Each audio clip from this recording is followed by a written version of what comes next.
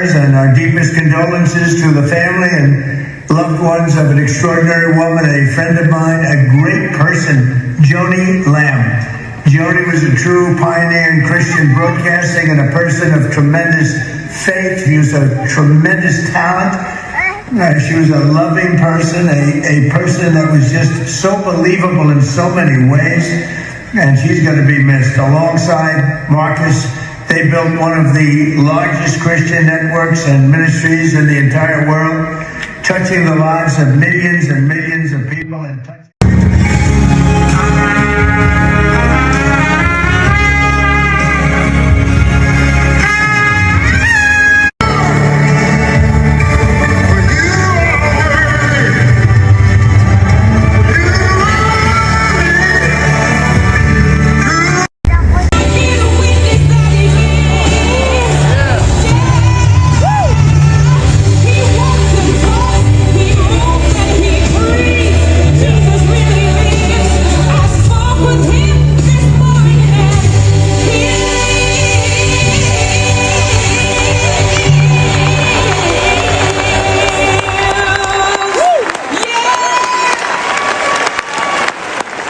At first, I thought this entire situation was centered around Joni Lamb alone. The secrecy, the silence, the carefully managed narratives coming out of Daystar. But after what reportedly happened during that memorial service, I'm no longer convinced this is just about one individual anymore. Now, the bigger question is this. What exactly is happening behind the scenes at Daystar Television Network? Because what unfolded on Tuesday raised concerns far beyond grief or family tension. It exposed something deeper: control. Who was allowed access, who was monitored, who was welcomed in, and who was quietly kept at a distance. Even the treatment surrounding Jonathan and Susie reportedly left many people unsettled. And honestly, this was never supposed to feel this complicated. This was supposed to be a respectful farewell for a woman many people viewed as a faithful servant, a spiritual mentor, and a familiar voice in Christian broadcasting for decades. Instead, what should have been a peaceful memorial quickly became something that left people whispering questions in hallways and parking lots. Because when people begin building barriers around a memorial service, naturally people start asking why. If everything is truly transparent, then why all the restrictions? Why the intense security? Why the atmosphere of control? Fear has a way of revealing itself. Fear creates walls. Fear manages access. Fear decides who gets close and who stays outside. And according to reports from those present on Tuesday, that tension could reportedly be felt from the very moment guests arrived. The service itself was held at Gateway Church in Southlake, Texas, one of the most recognized megachurches in the Dallas-Fort Worth area. Inside the sanctuary, many described the service as emotional and heartfelt. There were worship songs, there were tears, there were tributes honoring Joni's years in ministry and television. Several notable figures reportedly participated. Jentezin Franklin and Phil Driscoll delivered tributes. Jonathan Cahn reportedly prayed over the Lamb family. Paula White was also said to have attended. The Daystar singers led worship throughout the service, and Agnus Dei reportedly played during the recessional, a song many say Joni deeply cherished. On the surface, it sounded beautiful, but outside the emotional moments inside the church, another conversation was quietly unfolding. Because attendees reportedly encountered metal detectors at entrances, actual walk-through screening stations. One person compared the experience to entering an airport terminal rather than attending a memorial service. Think about that. This was not a political convention. This was not a courthouse. This was a memorial for a Christian television minister.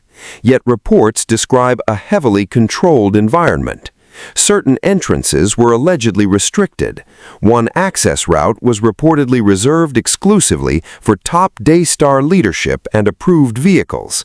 Guests were allegedly redirected depending on status and connection. Parking areas were divided into categories. Access appeared carefully managed from the ground up.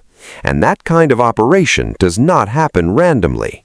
Which brings many people back to the same uncomfortable question. Why did a memorial service for a woman known publicly as a mother figure, mentor, and preacher reportedly require this level of control? Why did it feel guarded instead of welcoming? Because the tighter the control becomes, the louder the public questions grow. Among those who reportedly attended the memorial service was a man named James White, and his presence quickly became part of the larger conversation surrounding the event. So who is James White?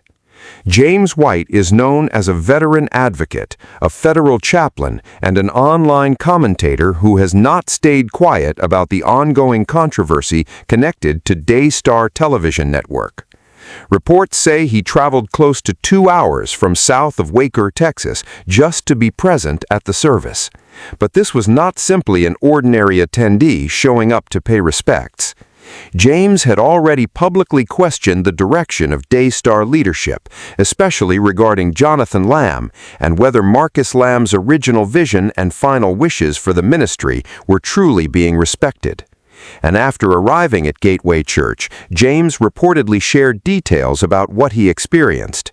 Interestingly, he made it clear that the church security staff themselves were not hostile.